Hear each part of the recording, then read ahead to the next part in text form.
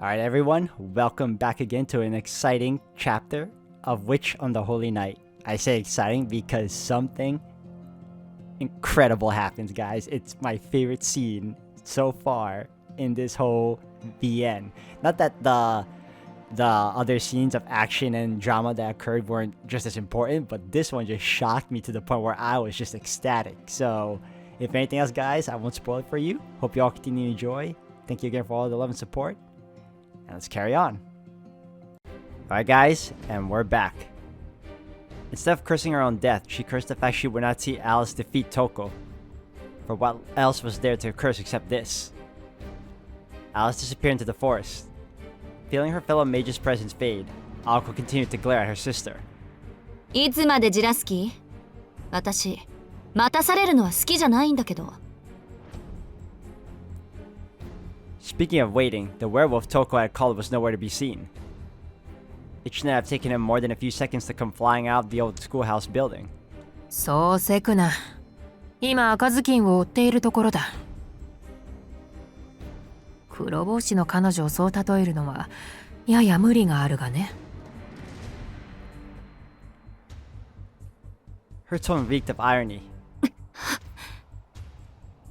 The words traveled aimlessly across the schoolyard like a rambling announcement. Aoko stood frozen and dumbfounded. Everything Toko was saying seemed so far away from reality. Aoko was done with being fooled, so she turned around. The moonlight shining off the fallen snow allowed her to see far into the forest. From the white darkness, a lone boy came into view, walking toward her. He could not have been any taller than Aoko's chest, but he carried Alice over his shoulder with ease. As if she was nothing, he tossed her body upward. She arched through the air for several feet before dropping headfirst before Aoko's eyes. Her neck would snap on impact.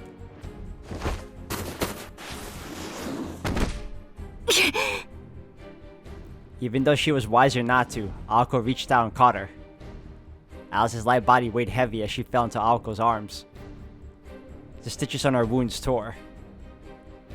Dyeing Aoko's arms crimson. Aoko gritted her teeth, fighting the pain that shot through her body and the sensation of the warm blood. Alice, 無事?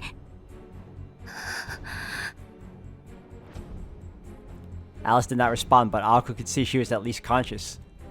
The werewolf must have ambushed her right after she ran into the woods.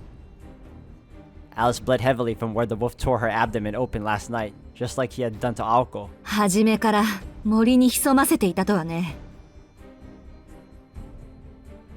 Cursing her own carelessness, she gently laid Alice's body down. She set her sights on the blonde-haired boy, her new target. つまり、あれよね。甘く見ていたふりで、初めから余裕なかったんだ。Even in the face of Aoko's rage, he did not stop smirking. He stared back at the girl's eyes gleaming, twinkling with excitement at the brutality to come. The blonde hair and green eyes she saw last night, and his effeminate features now, seemed ethereal, like he had changed into a being from another planet. レオ、今日は食っていいぞ。Toko's voice echoed from afar. The boy's grin broadened. Nobody could have expected what came next. Aoko rushed headfirst at the boy. Faster than the robin decoy, she sped, blood dripping from both arms. Toko watched wide-eyed at the spectacle. Alice could only look on with vacant eyes as she lay helplessly on the ground. The werewolf boy was caught off guard by the prey becoming predator.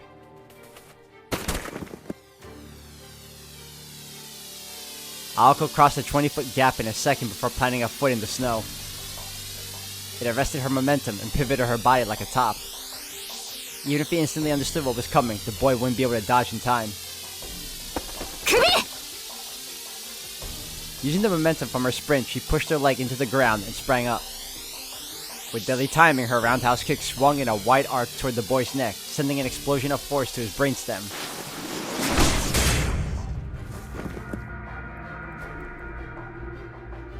It was an expert display of martial arts strengthened by magical energy. She'd gotten the hang of close combat while fighting Toko's puppets. The violent kick was powerful enough to shatter a tree trunk. The boy did not move. Doesn't he cancel out magic anyway? So infusing her body with magic would just be senseless? Aoko's right shin connected firmly and stopped. A shockwave rippled through his neck. It was the same feedback Aoko had felt when she destroyed the puppet. Even if he wasn't defeated, she had to have severely damaged his spine. As she looked at him to confirm her kill, the boy simply stared back at her, not even bothering to twitch an eyebrow. お姉さんの右足は確か噛み切った方だ。それで首を狙ったのはすごいよね。女の人は本能的に自分の体をかばうものだって瞳子さんは言ってたのに。けど残念。せっかくの勇気も無駄でした。僕の体毛の質はこの姿でも変わらない。産毛だけでもお姉さんの蹴りを受け止めることはできる。The only one hurt between the two was Aoko. The leg she had lodged in his neck was totally numb, like it had been chopped clean off with a hatchet. それに少しだけ迷いがあったな。くっつけたばっかりの足だからかばったでしょ。人間が僕の相手をするならそんなこと気にしちゃいけないのに。ああ、でも。The boy smiled, basking in Aoko's shock and awe. She could not free her leg. No doubt as soon as she regained her footing, he would tear her stomach open. どっちにしろミンチだから気にしても仕方がないよね。ほら、もったいない。せっかく治ったばかりなのに。Aoko was not sure, but it felt like he had sunk his finger into the flesh of her right leg. He was right about her leg. She barely had any feeling in it. It had been completely paralyzed after the last attack, and was now back in the same horrid state. Except this time, instead of being torn to pieces, it had been crushed to the bone. Her leg might have been numb, but just the look of it was enough to horrify her. The way it was crumpled, all that blood. Any normal person would have died from shock. As if thinking about someone else, Aoko considered how cruel magic crests could be. あれ、まだ目が死んでない。あんまり苦しめたくないんだけど。頑丈なのも考えものだよ。お姉さん。The boy thrust his hand out at Aoko's chest. Her consciousness flickered from the sudden pain of a stake. No, a child's fist piercing her torso. The scenery flew by. She soared through the air like a ragdoll tossed away by a bored child. Just like Alice a moment ago, she tumbled through the air and hit the ground hard.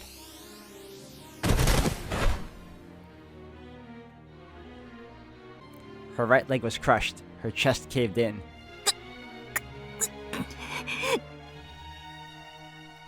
It was as if her heart had been scooped out of her chest. Each gasp of breath left her wanting more. Was this what it felt like to see stars? The terrifying part was the pain. It never let up. Desperately trying to suck in oxygen, she could still feel his fist. Leisurely, the boy strolled across the snow toward Aoko's broken body, his red tongue gliding over his lips. He stared at his prey, who was desperately trying to breathe, his eyes filled with glee.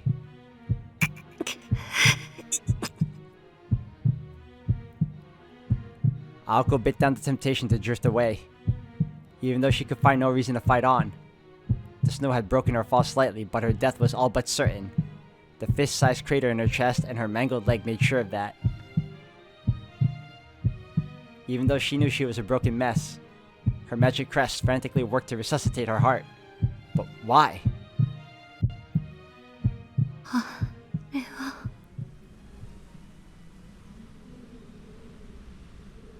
The sight of Toko in the distance was the only thing that kept her conscious.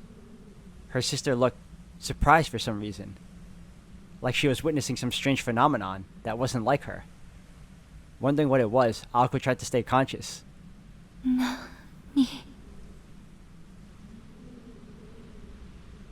Feebly trying to raise her head, she looked to where Toko was staring. Why did she look like that when she was so close to victory?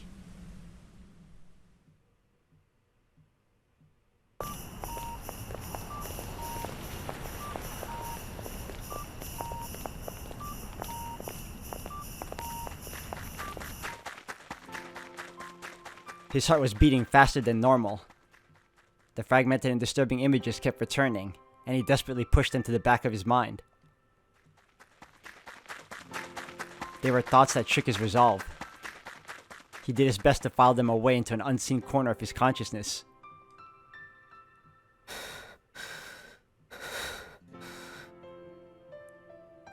Right now, he could only focus on controlling his breathing and his exertion. Just stay calm, he repeated to himself. He had not stopped for a second since leaving the church, even without giving a thought to what he would do next. So many traffic lights. So many people. It was Christmas. There was no way he would find a taxi. Waiting for one was not an option. It was why he had to put his trust in his legs. He dashed through the city streets. He had to find a shorter route than last night. His heart was ready to jump out of his chest, pounding like a hammer against the fire bell. He had no intention of giving up yet, but he could not seem to calm himself down. In his precarious condition, even surrender seemed too great of an effort to spare. Visions of horrible outcomes flashed through his mind. No, calm. He needed to stay calm. That was his only weapon. He was painfully aware he was powerless. The best thing he could do was to keep his head on straight. While he wrangled with his mind, his pulse seemed to quicken with every step. The forest was faintly lit by the moon. That was more than enough on such a bare mountain. He followed the two sets of footprints. Ahead lay a situation he had nothing to do with, just like at the amusement park. Even if you go, there's nothing you can do for them. The only effect her admonishing words had was to hasten his pace. He pushed the ground with his legs even harder, trying to leave his doubt in the kicked-up snow behind him. Of course he was powerless. The pain in his chest told him so. At best, he would be useless, and at worst, he would be a liability. He recalled the binding spell placed on him at the church. It did not matter. His body told him he would regret being torn to pieces less than if he did nothing. Not once did his legs fail him as he ran through the woods. Though, it felt as though his heart could at any moment. His weakness screamed at him from within. Just like back at the amusement park. He was beyond reason or circumstances now. Ultimately, I just want to help her. That was all he really desired. His heart pounded with vigor. As he ran through the dark, wintry forest, only one thing gnawed at his mind. Not concern for the girls, nor anger toward Toko. The red roses bursting forth from her limbs. Screams of agony like childbirth. The harsh reality of something beautiful dying. The nightmare was tenacious. Never again. Never ever again did he want to see something like that again, if he could help it. Just ahead was the forest clearing. The moonlight shone on the old school building like a spotlight. Once again, those thoughts crept back. He could not bear seeing something like that again. That was why he ran. But, if he had to face it a second time, how could he stay calm?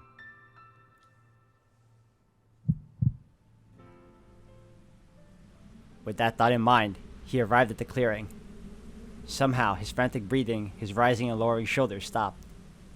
No exhaustion, no inertia, just blankness, like his mind was frozen in time. This was the second time he felt like this. But the nausea and dizziness from the first time, the pathetic whining of the last few weeks, the doubts clouding his mind, they were all gone. Displaced entirely from his mind by an even stronger emotion.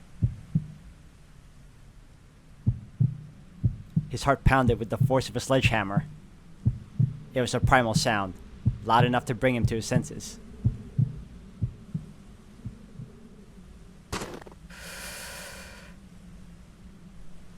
Oh, he's here. Sojiro stepped into the clearing, letting out a deep but steady exhale. Although his eyes were locked with the blonde-haired boys, his concentration was focused inward. Be calm. Be calm. Every fiber of his being worked to control his breathing. The clearing told the story of Aoko and Alice's crushing defeat. Aoko was lying face up in the snow, her right leg bright red and crushed at the thigh.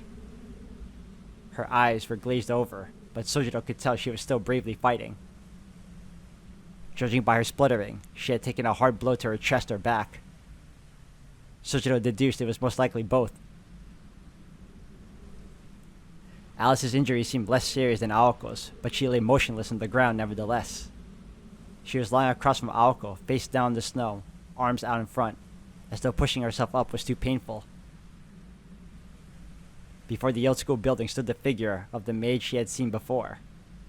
Paying her no mind, Sojiro began to walk forward. Feeling calmer since arriving at the clearing, he advanced toward Aoko. Toko did nothing to stop him. No one noticed, but the faintest look of worry flickered in her eyes. お兄さんもその人たちの仲間? The child werewolf spoke amicably, confident in his victory, and perhaps also eyeing up a new meal. Sojiro ignored him and kept walking toward Aoko. The complete disregard wiped the smile from the boy's face. Still, Sojiro carried on. The beast's feelings were the last thing on his mind. Once he reached Aoko, he looked down at her with a pained expression on his face. Strangely, he was at a loss for words. After a slight hesitation, all he could manage to say was,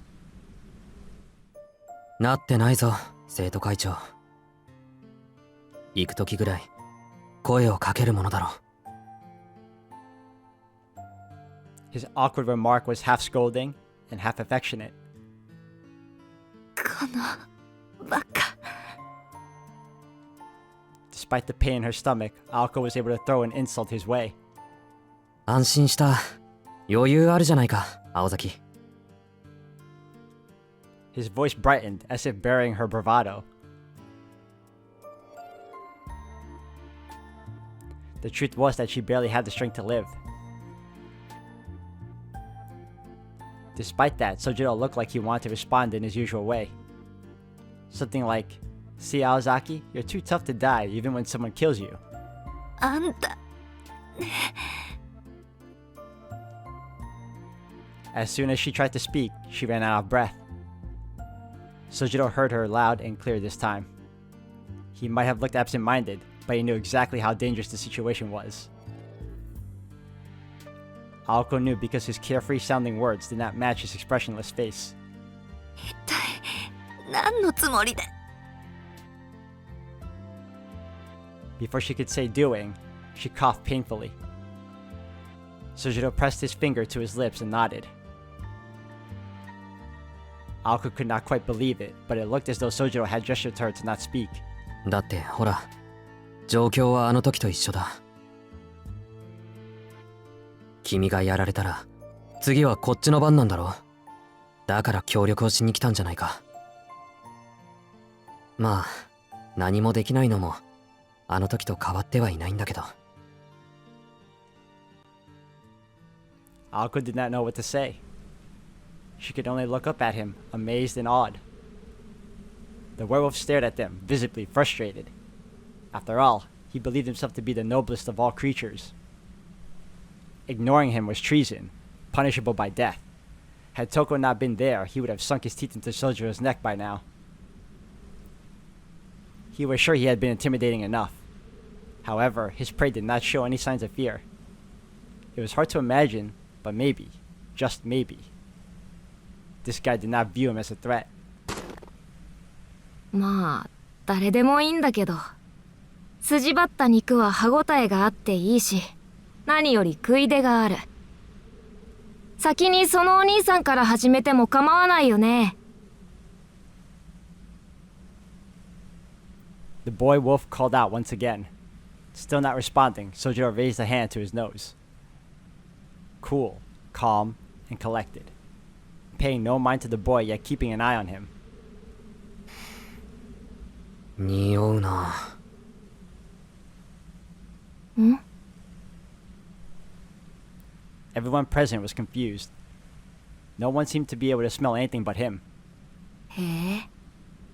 何が匂うっていうのかな、お兄さん。Bale's voice retained his usual arrogance, but was tinged with impatience. The boy was unable to hide his irritation at being ignored. Finally, Sojiro turned to face the boy just a short distance from him. 品のない肉の匂いがする。これだから犬は嫌いなんだ。Oh, ho, ho, ho! What? His voice was filled with disgust and contempt. Sojiro was mainly speaking to himself. But the werewolf boy had never felt so insulted. Even if that was not Sojiro's intent at all. Huh. In a moment, the wind picked up, perhaps signaling a change in the werewolf's mood. A fiery gale whipped around, carving patterns in the snow. Sojiro! Sensing he was about to be killed, Aoko desperately tried to move. But her broken body would not respond. After hearing Sojiro's insult, Alice was unsuccessfully struggling to get to her feet too. In complete contrast, Sojiro stood there, firmly and unfazed. The little blonde boy's well of patience had run dry. そうか。要するに、僕が子供だからって舐めてるんだね。お兄さんは。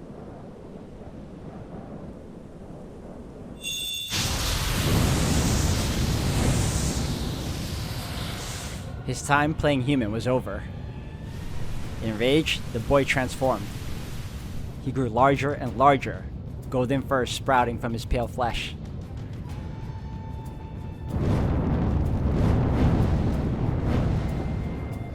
His mouth grew razor-sharp fangs, his hands grew claws.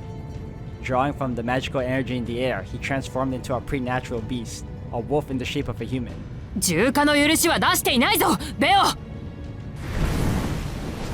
Toko yelled at him, but the werewolf did not respond. He only huffed deep breaths of hot air. そんなバカな話が。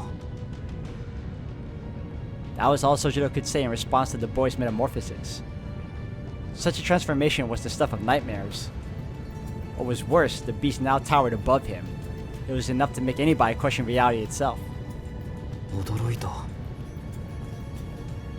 Seeing his prey's reaction satisfied the wolf, and his maw twisted into a satisfied grin. He was a strange one, this guy, but meat was meat. However, the beast's arrogance was short-lived. The prey breathed a sigh of exasperation before speaking. それじゃあ本当に犬そのものじゃないか。What?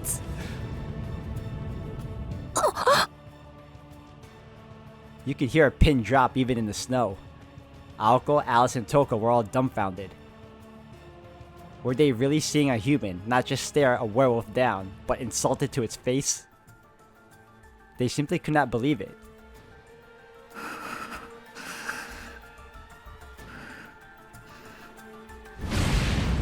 It was too late. Any trace of the wolf's pride or dignity faded away. The onlookers finally realized that the wolf was serious. ベオ、殺すな！ But Toko's command fell on deaf ears. The wolf prepared to lunge, his emerald eyes fixed on Sojiro, not 30 feet in front of him. A mere 30 feet. A half second was all he needed. Another half second to bring his claw down and slice his prey from head to toe. 死んだよ、お前！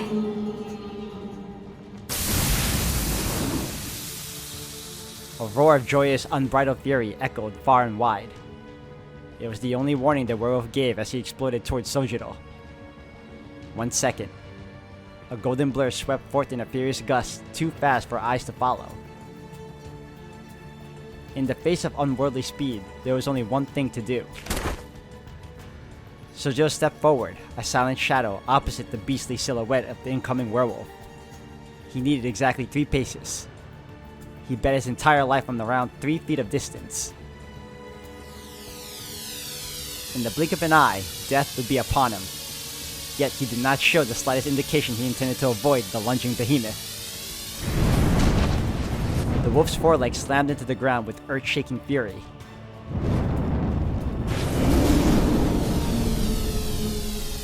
His back muscles tensed up so much that they seemed barely contained in his frame as he swept the raised paw downward. Sojiro's small step neatly evaded the claws. But he had a different motive.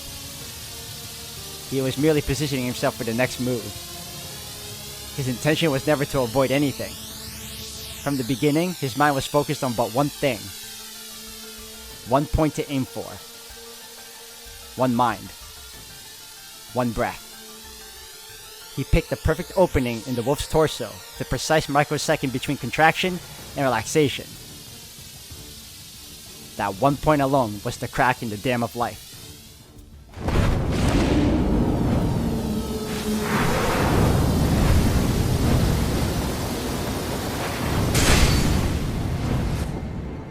What? He punched the werewolf in its chest with his feeble human strength. Oh! There was a dull thud and a burst of blood. The twisted flesh and gore were all Sojiro's own.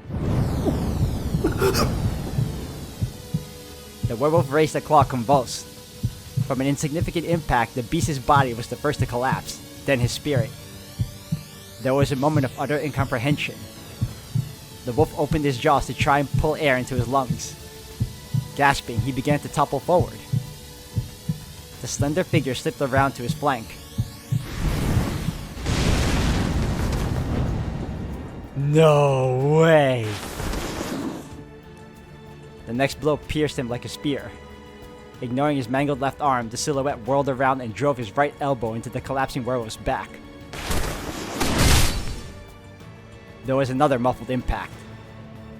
The second strike penetrated to the exact same spot the first strike had, crushing the beast's heart. This time, the blood that flew into the air belonged to the gasping wolf.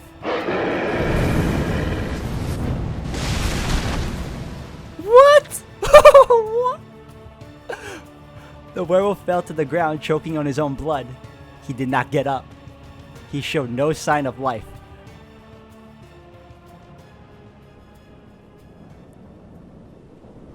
What on earth is Sojiro? It was over. There was no remorse, no hesitation in that brief act of violence. The perfect, furious golden beast lay still. Failed in a mere 3 seconds.